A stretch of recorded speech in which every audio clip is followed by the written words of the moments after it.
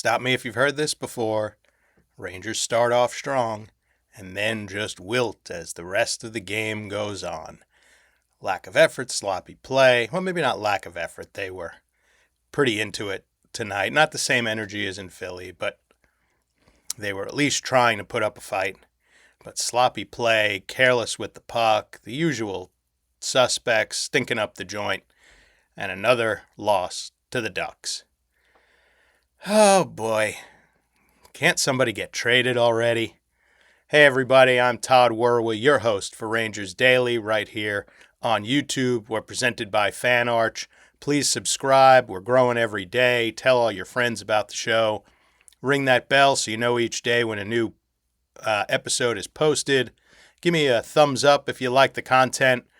And as always, leave your comments, your thoughts, your questions, rants, rages, whatever you want. Just don't put Drury should be fired. We know Drury should be fired. He's not going to be fired. So let's live in the reality of where the franchise sits under James Dolan's thumb.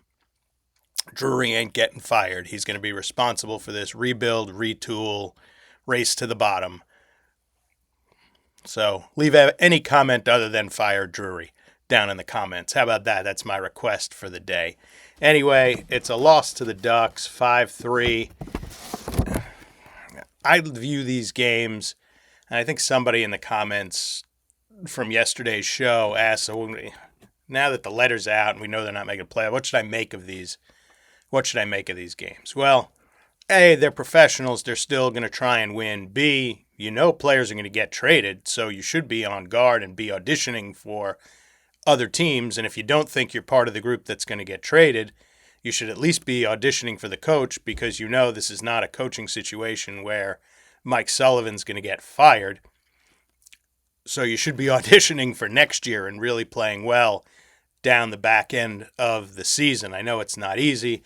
The Olympic break's coming up. I'm sure these guys could just use time away, but that's not how this whole thing works. Each game, each shift is an audition for the management, for the coaching staff, to see who's ready to go, auditioning for the other teams around the league to make maybe them want you a little more, put you on their radar, whatever it may be.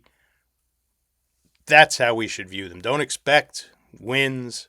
Almost the record and the wins and losses, it almost doesn't matter as much, but you want to see them win games just because we like the team and we want to see them win games. But think of it as each shift, each period, each game, it's an audition for a whole lot of people. And you'll notice who's not really acing that audition. And you'll notice who's giving extra to really put their name out there as someone who should be part of the mix or someone who should be part of a playoff contenders mix. So that's how I look at it.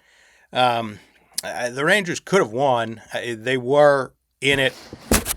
Second period was bad. Start of the third period was terrible. I'll get into that when I talk about the turnovers. They did score 2 power play goals, so nice to see the power play working.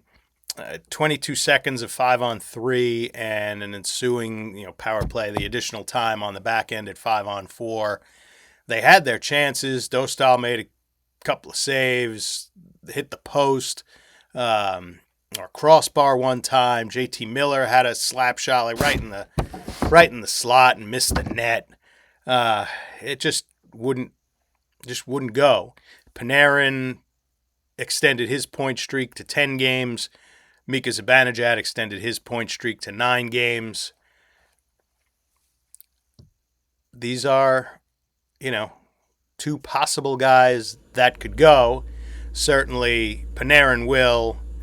I don't think Zibanejad will, but boy, there are some teams that really could use him as they're fighting for playoff spot or Stanley Cups. I think, the earliest we'll probably see are Panarin and Trocheck, but stranger things have happened, especially with this GM, so I wouldn't count anything out.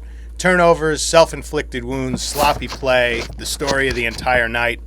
I'll sort of walk you through it. And it's the same stuff that just holds back this team. They don't have a puck carrying defenseman. They're not good through the neutral zone. They don't usually carry the puck into the zone with speed. Actually, one time they did. Gabe Perreault had a great chance that Dostal stopped. But, they chip it and don't always fight for it as well as they should. They were up 2-1 in the second. Puck comes along the boards. JT Miller just blindly fires it up the middle, hits a player, gets shot on net. Jeffrey Viel, who has just been traded to the Ducks, he's in front of the net, moves around Spencer Martin, 2-2. Horrible, just blind. Throw it back down beneath the goal line, something. He just threw it right in the center, hits right off a duck, and they get possession and score. The 3-2 goal, so that was the 2-2 goal. The 3-2 goal, really good battle. Little Borgen behind the net. Braden Schneider was down there. Borgen working his butt off, and Schneider's fighting for it, and Schneider just flings it up right in the middle and goes right to Jacob Trouba, who shoots on Martin. It squirts by him, but Alex Killorn is right there to put it in. Ducks up 3-2, another terrible giveaway. Then third period, first minute, the whole first 45 seconds was all Rangers giveaways. They were not ready to come out for the third period. And then it came out of the zone, went back into the zone. Robertson feels like he can't clear, so he just tries to skate it up the boards, loses the puck, has it stolen from him by the blue line, and the puck comes to one pass to Cutter Gauthier right in the high slot, who just rifles one past Spencer Martin. Don't leave that guy open to shoot. His shot is his calling card, and puts them up 4-2. Game over at that point. It was 4-3. Rangers tried fighting back, but then, like I said, hit the post, missed. Hit the post, missed the net, got stopped. Ducks get an empty netter at the end to make it 5-3. But it was all self-inflicted, the same stuff that we've been seeing. And, they just when they try and play with skill, they get shut down, and then it causes, they just have brain cramps of bad turnovers, bad, sloppy. Don't just blindly throw the puck up the middle. They're not using the space and the players around them, and they panic or they mentally get tired, whatever it is. You give up the puck. And Mike Sullivan said it in the post game. You give up the puck, you're careless with the puck, it's going to come back in your own net. And it did in this game, and it did often. One positive to take out of it was multiple players, Trocheck, JT Miller, singing Gabe Perreault's praises. He was really good. Aside from coming in on a 3-on-2, Miller gave him a pass. He drove to the net, which I love, and he tried sort of that similar move as he did when he scored, when he had the 2-goal game, but Dostal stopped him. But a very pretty move. Good speed, good skill. That looked good. But really, he was noticeable in all the places. You know how, a lot of times early in the year with Noah Laba, it was, wow, he's right there in position to steal the puck, or wow, he's right there in perfect position to win a board battle. He just put himself in great positions. Well, that's what Gabe Perreault did tonight. He was really fantastic off the puck. JT Miller, said that what really stood out was his work without the puck tonight, which was evident. There was a beautiful back check he had early. Just he put himself in the right spots. Said he's fun to play with. Vincent Trocheck said Gabe has been fantastic, and that he's learning every day and improving every day. And you could just see, maybe it's the infusion of youth. The guys on his line just like playing with him. But he really stood out for that 200-foot sort of structured game. That's the stuff you want to see, especially from a 20-year-old as he develops. So worthwhile to point out. The guys were really singing his praises, and he's growing. He's growing hockey-wise. He's growing, in what he can do at the NHL level. Things will come. He's only 20. He'll get more confident. He'll get more complete with his body. I didn't want, when I said growing, I don't really mean he's, growing, but he'll grow still, to fill out a little more. He'll get bigger. He'll be able to handle some of those board battles, but keep showing off your hockey IQ and you'll be really good in this game, kid. And he did that in the game against the Ducks. So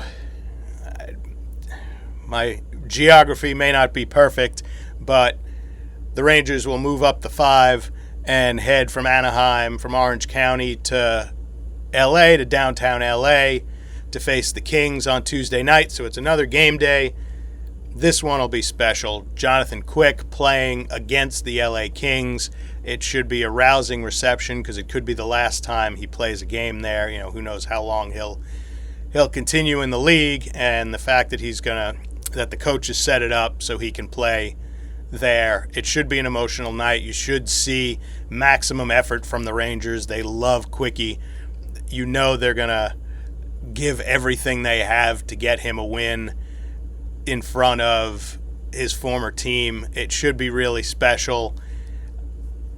I would assume there'll be some sort of thank you Quick montage. Who knows? But it should be a great night. In case you're not familiar, 2 cups for Jonathan Quick with the LA Kings. 1 against the Rangers. Alec Martinez, rotten hell. 2 Stanley Cups with the LA Kings. 370 wins in the regular season. Another 49 in the playoffs. Like I said, as much as they love Quick, as much as they talk about he's as good off the ice as he is on the ice, around the guys, this should be the best you're going to see from the Rangers. If it's not, if we get same old sorry, Rangers, I'd be really upset. I want them to turn out in style for Quick. Kings are hurting. They're injured. They can't score goals. They don't allow a whole lot of goals either. But, boy, I hope we see the best of the Rangers to get Jonathan Quick a win. So that's it. Nothing huge on the trade front. I've seen, a lot of Trocheck to the Wild. I know they're working on Panarin and where he might want to go. We've seen Rasmus Anderson get traded. We've seen Kiefer Sherwood get traded. That one kind of a surprise, going to the San Jose Sharks. Cost them a defenseman and a couple of second-rounders. I'm glad the Rangers weren't in on him, even if that might have put them over the hump into the playoffs for a 30-year-old. I'm glad they didn't give up anything. I'm glad they backed off of that one and their reality set in. But we've seen those trades in the last couple of days. There are going to be more coming as we get to the Olympic break. Like I said, there are a couple of guys on the Rangers that players may want to get before the Olympic break. Get in soon and start working the player in before that lengthy break. So we'll see. Maybe it's Panarin, maybe it's Trocheck, maybe it's Schneider, maybe it's Lafreniere, maybe it's who knows. Stranger things have happened. Big names. We'll see. But let's enjoy what we're going to get Tuesday night. Jonathan Quick in front of the LA faithful. Should be an absolutely fun night. Again, thank you for subscribing. Let's keep growing the numbers. Leave your comments. I know it's a weird sort of time in the season where with the letter. The letter was L tonight. Maybe you can, or was L on Monday. Maybe you can be W on Tuesday. As always, I appreciate you subscribing, and thanks for watching.